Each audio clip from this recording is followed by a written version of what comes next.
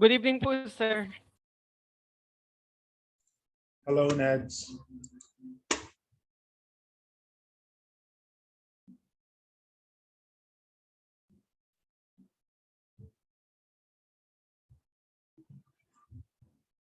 Bakit anim pa lang kayo? Good evening po, sir. Hello. Hi, Joben. Good evening, sir. Good evening.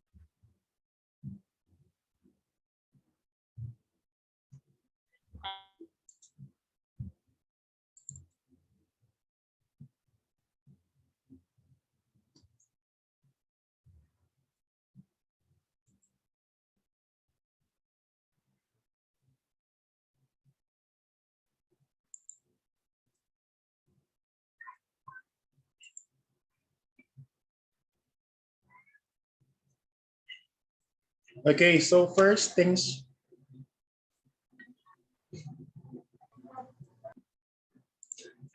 first things first.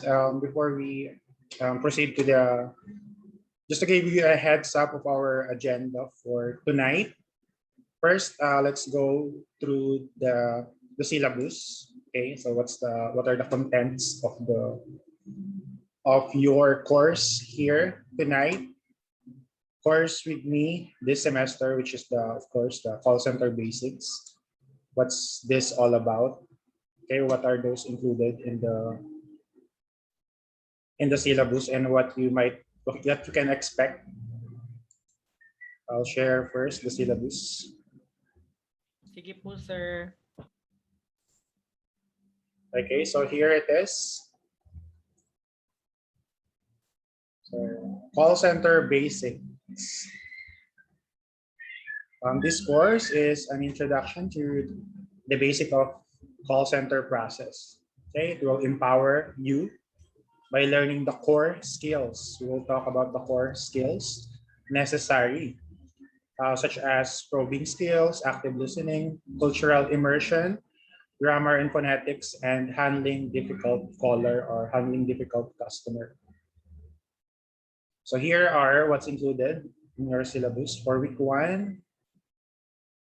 Differentiate soft skills between hard skills, delivering with confidence, week 3 and 4, call handling overview. Grammar review will also have phonetics 101. Then after midterm period, differentiating Western culture to Filipino culture, US geography and landmarks, US address and phone numbers, formats, and holidays.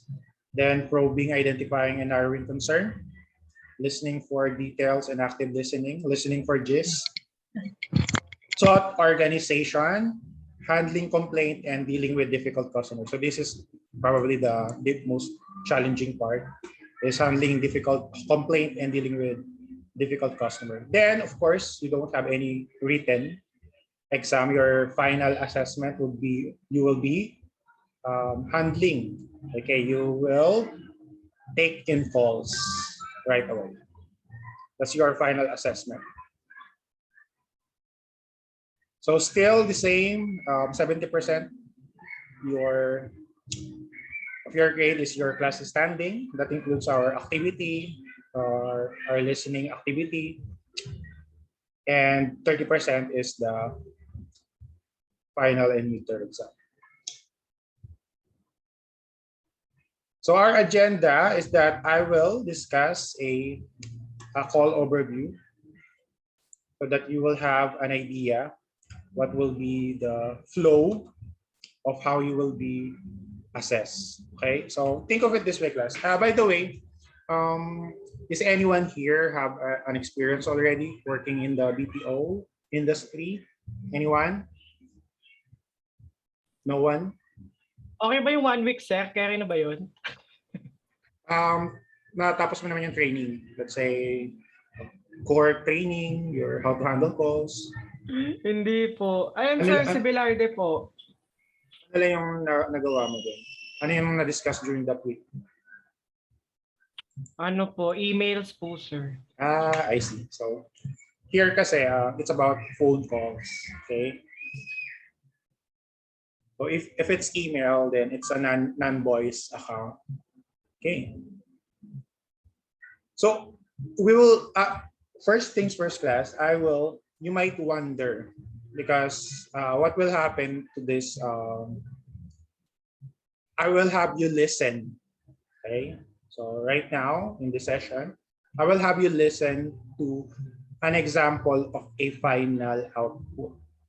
Okay, because last semester I also handled this course, the call center basics, and they have their final assessment, of course, which is taking calls.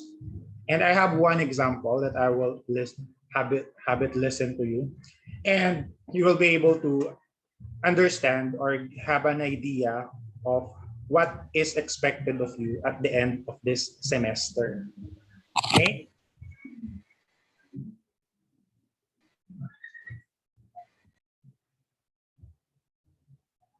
But before I play that final assessment output example, I will explain first the rubric or the checklist that I prepared so that you will have a little bit of context of what is happening. Because if I have it listen to you without any context, it will not make sense, since this is our first day of discussion or first day of class in call center basic. That's why I'll explain first the context behind it, what's included in that particular assessment, final assessment action. So ito lang yan, class. I prepared a checklist so that this also serves as our rubric on how they will be graded in their final assessment. So what's inside their the way they have their assessment. So ito lang, 20 points. If these 20 items here are present in their final assessment, final performance in taking in calls, then they'll have a grade of 1. Okay, 19 to 20 points, grade of 1, 18 to 18 points, 1 to 5, etc. Okay, so what is included? What are included there? So first is the opening spiel. This is very easy. If you greet your customer, Nads, can you give me an example of opening spiel? Anyone? Meron bang nakakalam ko ano yung opening spiel? Wala ba? Hello po, Wala. sir. Good evening po. Yes, hello, Rigel. Sino yun?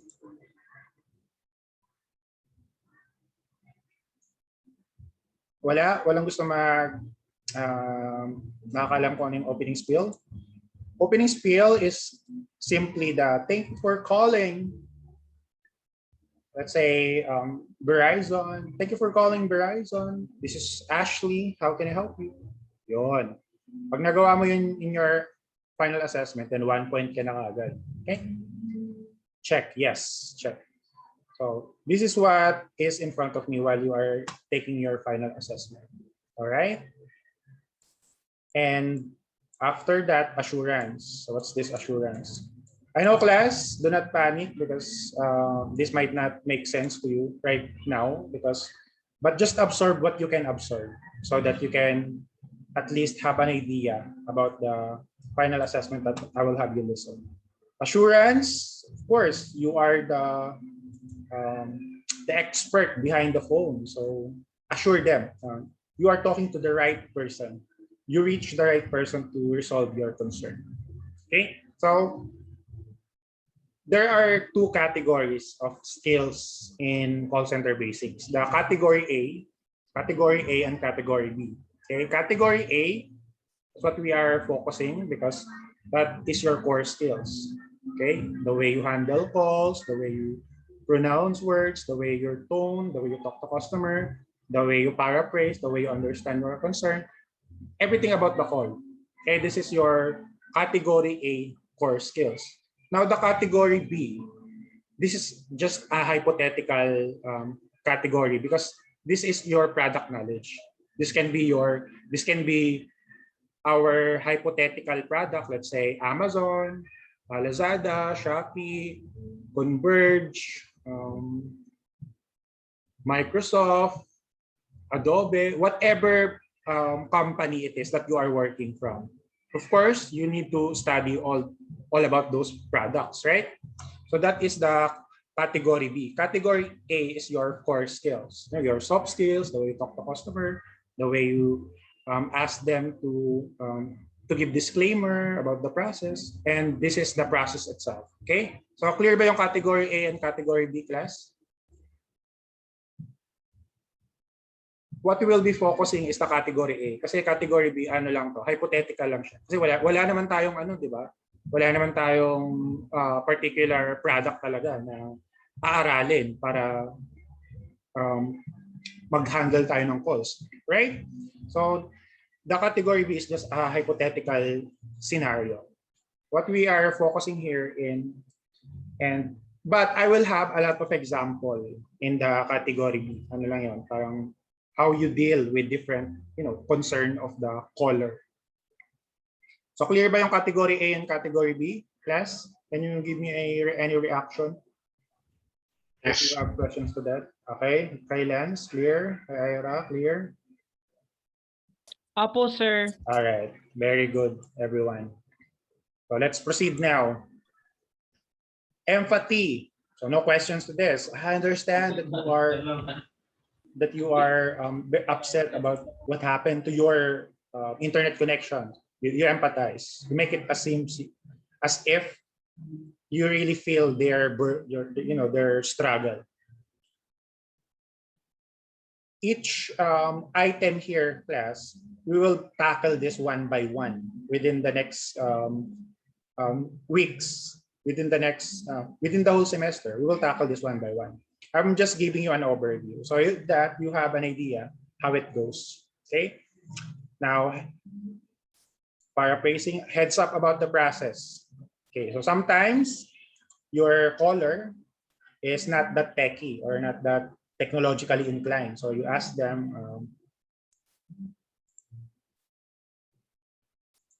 you tell them that, okay, before we proceed to on fixing your, let's say, router, I will need your cooperation and I will need you to move some wires at the back of the router. So you give them a heads up about the process because they might not follow it if you're just simply providing them a bit complicated for them kind of process. So you give them heads up, disclaimer.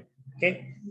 Then effective probing. Okay, we will talk about how to probe, how to really dissect the customer's concern. And 7, to madali lang din to, isang verbatim lang to. Is there anything else? That's it. Pag nagawa mo yun sa call na, is there anything else? 1 point agad yun. Then, recap of the call. Okay. You just recap. Just a quick recap of our conversation. You called us because you want a follow-up on the order that you placed 2 weeks ago, but you still hasn't received. And I gave you an update, and you're happy with my service. So again, that's the recap. Doing the extra mile. Let's say, for you to, if this happens again, please download the companion app of this product here. Okay, so you can download it in iOS or Google Play Store, something like that. So you do the extra mile, not just resolving the customer concern, but also making sure that they understand what they need to do if that happens again. So that's doing the extra mile. Then closing spiel. Kung may opening spiel tayo, ano naman yung opening spiel? I mean, kung may opening spiel tayo, what is closing spiel? Any idea? Closing spiel in the call. Anyone? Wala? If the opening... Ako sir. Oh, go. Thank you for calling Nadim Company. Have a nice day. All right, perfect. That's correct. That's a closing spiel. If you do that, then 10 points sa first part ng assessment ng rubric natin sa checklist natin. Then, second part, show genuine and interest. Sincere ka ba sa pag-resolve mo ng concern nila? Do they really feel that they are being served well? Active listening. Wala bang part ng call mo na paulit-ulit mong tinatanong, what's the serial number again? When did you purchase the service? Or, active listening. You should get the information the first time. And of course, confidence in delivering the concern. No unnatural mannerism, such as, let's say, the fillers, the ums and the ums. So no unnatural. AHT what is AHT? Any idea? What does AHT stands for? Wala? Average? Average hold Processing time po, time. sir. Handling. Average handling time. Okay, so malapit na. Average handling time is kung ilang minuto yung from opening spiel to closing spiel. Dapat, lang yan, around 10 minutes. From opening spiel to closing spiel. The whole call itself. That is average handling time. Okay? Then product knowledge. Product knowledge is anything in the category B. Yung sinabi ko sa inyo, category B. Our hypothetical company, our hypothetical product, our hypothetical process. Then rapport. Okay. Let's an example is this, is that I understand that you have kids in your house because I just heard someone's screaming, calling your name. So something like that. Is it how's the weather? How's the weather? Type of conversation. How's the weather there in your area? So it's raining. Is it snowing very badly there? Then professionalism, of course. No words that is unprofessional. Let's say profanity. You don't call your caller stupid or anything like that, or dumb. Of course, ano na to. If you just do what you need to do, then automatic points na to. Then the tone, and of course the clarity of how you deliver it. Okay. Now you may ask class that first day natin, ganito na yung dinidiscuss natin. So makikinig pa kayo ng final assessment. What we are doing here in this type of approach class is inductive approach. So let's say the default way, the traditional way of delivering a lesson is deduction. Deduction means general to specific. You explain what's the process all about. This is how it goes. This is the opening spiel. And then little by little, at the end of the lesson, that's where you perform. That's where the students will see what is the actual thing that is expected of them. Okay, that's the traditional way of delivering the lesson, deductive. From general, you explain the general, and little by little, you go to the specific. Okay, but there is another way of delivering a lesson. So you start first with a very specific, just like what we are doing right now. I'm showing you how will you be graded, and I will have you listen to an example of a final assessment output, and then out of that very specific result, we will start from that, then from very specific to general. Okay, so what we are doing right now is inductive approach. From specific, pinakita ko muna sa inyo kung ano yung expected sa inyo at the end of the semester. Then we will explain for the rest of the semester, from today until the end of the semester, how you to get there.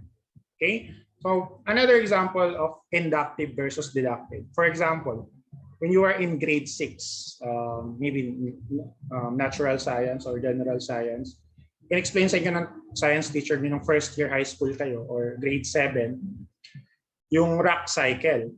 Okay, if you are going to teach the rack cycle in the traditional way, which is the deductive way of teaching, your teacher might start with, okay, explaining to you when does the rock cycle starts. Okay, it starts with the eruption of a volcano, then the magma settles down, then the magma will become igneous rock, then parts of it will go to water, and those sediments will become sedimentary rock.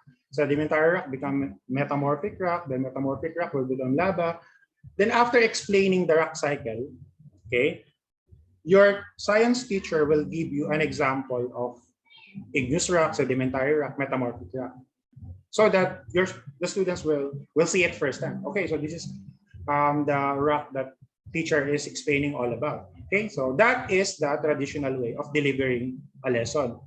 Now, there is another approach to that, the inductive, which is the specific to general. Let's say your teacher, okay, without saying a word, just distributed a different types of rocks to all the students. Okay, so pagpasok ng teacher niyo, binigyan kayo ng different types of rocks. So it will stimulate your curiosity. Okay, so what's this rock all about, teacher? So why do we have this smooth rock, rough rock, an example of marble? So magtataka yung mga estudyante, without the teacher, without saying anything, nagbigay siya ng end result. Then from then, in-explain niya kung paano nabuo yung mga rock na yun. Then in-explain niya kung paano yung rock cycle. Okay? So they start with specific to general, which explaining it. So ganun yung ginagawa natin dito. Okay? We are doing the inductive way. We start with the specific, what is expected of you at the end of the semester. Then we will explain it from then, okay, up to the end on how to get there. Nagets ba class yung inductive versus deductive type of approach? Yes, Yes sir. po. Okay, so good. Yes, sir. Okay, what we are doing here is the inductive. I'll show you first the specifics. Now, I think you are ready for the actual final assessment. Let's have it play now.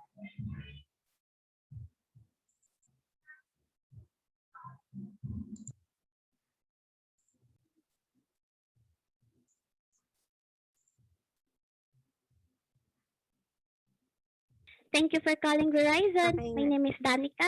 How may I help you today? Okay, clear ba yung audio, class? Yes po, sir. Rinig po. Yes, Yes malinaw, po. sir. Malinaw po, sir.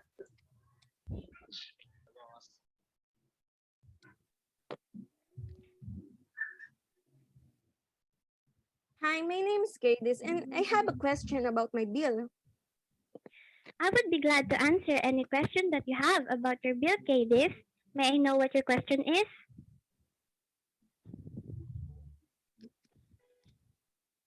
So it goes like this. I have already made the payment for last month's bill, but as I check my account today, it says there that I still have a total balance of $125.23. Where did this balance come from? What's going on?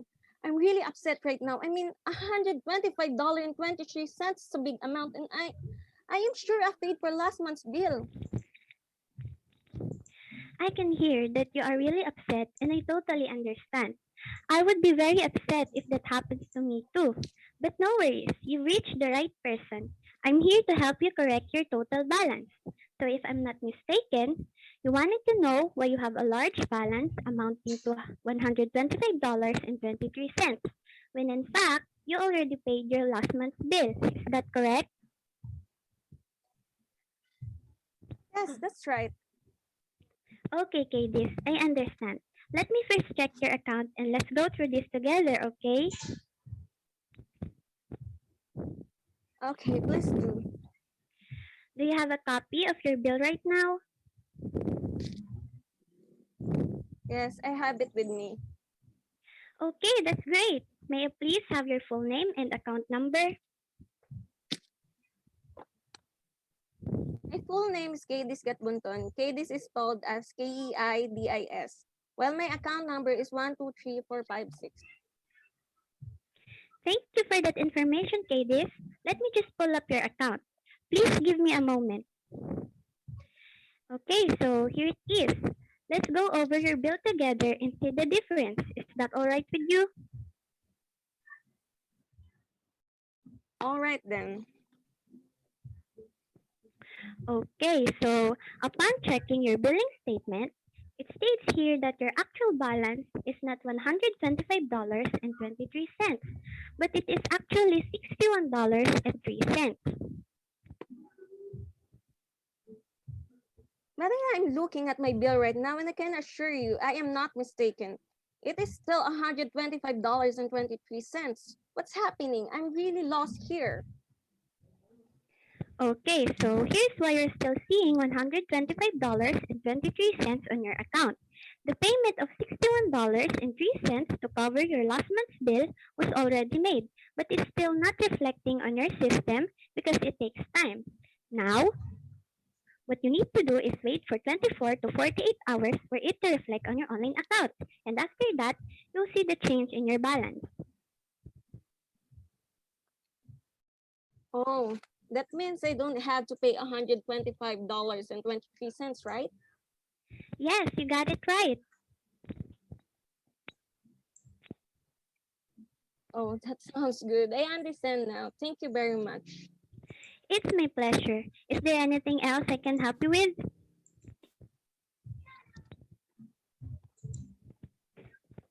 Actually, there is. Could you give me a detailed breakdown of my government and Verizon surcharges? Of course, Kadis. I would be happy to do that for you. But before I start, I just want to let you know that there will be lots of number figure in this one. So please don't be confused with them. For your government surcharges, it is composed of DCE 911-311 fee, which costs you 76 cents. DC local telecom and cable tax surcharge for $3.22. DC public rights of way fee for $3.99 and federal excise fee for $1.18, which totals to $9.15.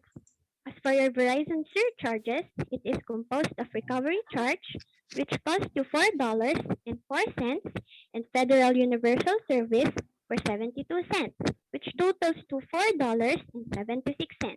That's all.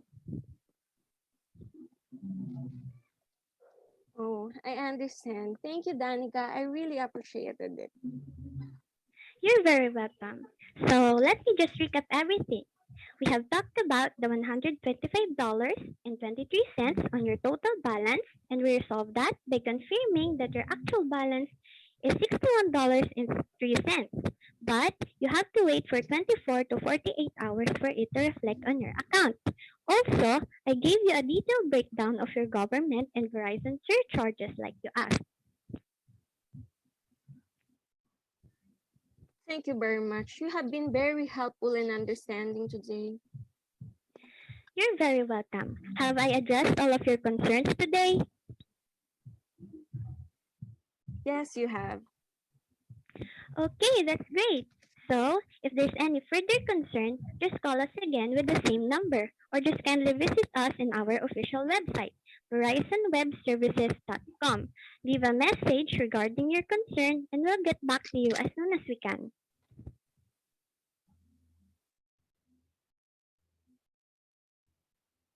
Okay, I'll do that. Thank you very much for your additional information. I appreciated it. Well, it's been my pleasure to assist you today, Kadis. Again, my name is Danica.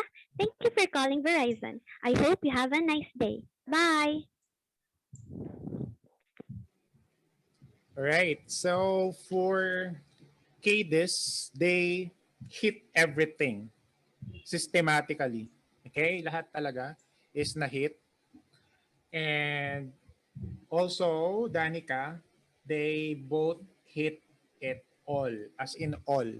Especially si Danica, meron pa siyang another disclaimer dun sa about surcharges, government surcharges, and Verizon surcharges. Another disclaimer on that part, which is very good because Oo nga naman, maraming figures about to mention with Danica. So second disclaimer, he did not only mention the heads up once but twice. So that's very good.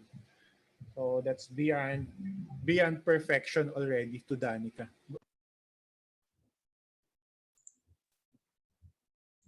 Okay, so that's an example of the final assessment. So actually both of them, so yung sistema dun is you pair up. Okay, one will act as a customer, then one will act as a representative, which is the caller. Then you will swap. Okay, so two different concerns, right? So Danica and Kaydis got a grade of 1. Actually, si Danica, kung may mas mataas pa sa 1, baka nakuha niya na yun. Kasi kahit na hindi indicated dun sa checklist ko, ginawa niya. Kumbaga twice siya nagbigay ng heads up sa customer. Kahit naka-indicate lang doon na once lang mag-heads up, pero twice na ginawa. So that's kaya sinabi ko na beyond perfection yung performance nila doon. Okay, so that's how the final assessment will work at the end of the semester. Okay, so do you have any questions about that particular sample output? Nothing. So I can share now the next agenda. So no questions, class? Okay, so I'll share now the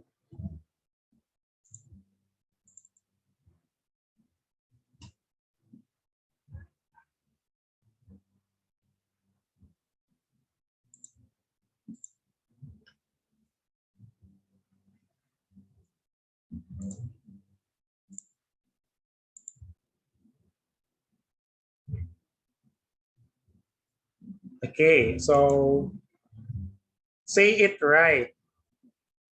Our objectives for this session, this lesson, is at the end of this discussion, you are expected to have an overview of the caller, okay, of the process of caller interaction, the whole process of taking in calls, answering it, okay. Then define the right methodology. And then confidently apply the right methodology to achieve the CSAT target. What is CSAT? Anyone who knows what this CSAT stands for? No one? Customer satisfaction. Okay, correct. You're correct. So CSAT is what we are aiming for. Okay, so yun yung bread and butter natin sa BPO industry if ever mag-work tayo dito. Kasi this is where our incentives will get our incentives. We'll get our a lot of even our employment is based in this. So kabaliktaran ng CSAT is DSAT, which is the dissatisfactory survey. Okay, so simple lang ang agenda natin tonight. I will explain the 5 right methodology, and that's it. You can call it a night. So right focus, right question, right time, right emotion, and right resolution. Please be advised that I will be providing a lot of category B example. Okay, so do not panic kung hindi ka makarelate dun sa mga category B example ko. Kasi nga, yun yung hypothetical scenario natin. Okay, hindi gumagana yung router, or hindi gumagana yung satellite, or kailangan ng refund, or so those things na you don't have to burden yourself with that. Okay? Ano lang yun? Hypothetical scenario lang natin. What you need to improve on is the category A. Your call handling, your soft skills, your tone, the clarity, the way you deliver, okay, those techniques on how to give disclaimer, those things is what you need to focus on. Okay, so right focus. What's this right focus? Actively listening to customers' concern. Okay, so would you, let's say you are a customer, then tumawag ka, let's say naka-receive ka sa Shopee. Okay, let's gawin natin local setup. Okay, once yung shoes mo is yung kabila size niya 6, yung kabila naman size niya 8, then tumawag ko sa customer service ng Shopee. Then, after stating your concerns, so sinabi mo lahat ng concern mo, siyempre upset ka, then disappointed ka. Then after 3 minutes ng pagsasalita mo, sabi sa'yo ng kausap mo, yung representative, do you mind repeating your concern? Pakiulit nga sir yung concern nyo. Hindi ko na-gets. So di ba, it's like, kung nakikinig ka lang sa sinasabi ng customer, of course, magigets mo yung concern nila. So mas lalo ka nang na-disappoint. Mali na nga yung service na product na napunta sa'yo, then hindi ka pa pinapakinggan ng representative na kausap mo. So same thing. So pag ikaw yung representative, you should pay attention to their concern. You should only say it once. Okay? After they say it once, you just take note of that, then basahin nyo pabalik sa kanya kung tama ba yung concern nyo. Okay, as I understand, you are calling us today because you received a pair of shoes with a different size. Is that correct? So there, that's how you, that's a sign that you are actively listening. Next is identifying the emotional and the technical need. So once you receive the call, as you as a representative, you need to identify, does this person needs an emotional reassurance, or does this person sounds technologically inclined, so tunog parang maraming alam sa technology. So you should also identify that. Okay, so if the customer is emotional, so of course you acknowledge their emotion. I understand how upsetting this is for you, and you reach the right person, and I can guarantee you that after 5 minutes we will fix this. Yun. That's how you nail the reassurance. Then understanding the underlying emotion. Okay, if there is urgency, okay, the way they delivered it, you should also pace. Okay, your pacing of your delivery of message should align to their tone, and understanding the underlying emotion. Also, be careful because sometimes papunta na sa galit. Simula pa lang ng call, papunta na sa galit yon. So they are very condescending, sarcastic na yung dating nila. So mga sagutan nila, why would you ask me? You are the one who is providing me the service, something like that. So it's about to be escalated. Then attentively acquiring key details. Of course, their full name, security number, okay, those things that should be asked onset of the call. While taking in calls, that's why it's important to multitask. So kasama yun sa category A. Category A includes multitasking. While talking to the customer, you are taking notes. You are opening your notepad and getting the key details. So is this caller the wife of the account owner, or does she have an access to the account? Does she know the passcode of the account? So those things, you document this. So because documentation during the call is very important, so that the next time they call and a different representative get their concern, they will understand. Okay, where are you already? Okay, class. 4 more to go. Unfortunately, we are only using the free Zoom account. Do not go anywhere. I'll send the link right away to Nadim so we can start where we left off. So nasa ano na tayo? Right questions na tayo. Okay? So just don't Okay go po, anywhere. sir. Okay po, sir. Okay, sir.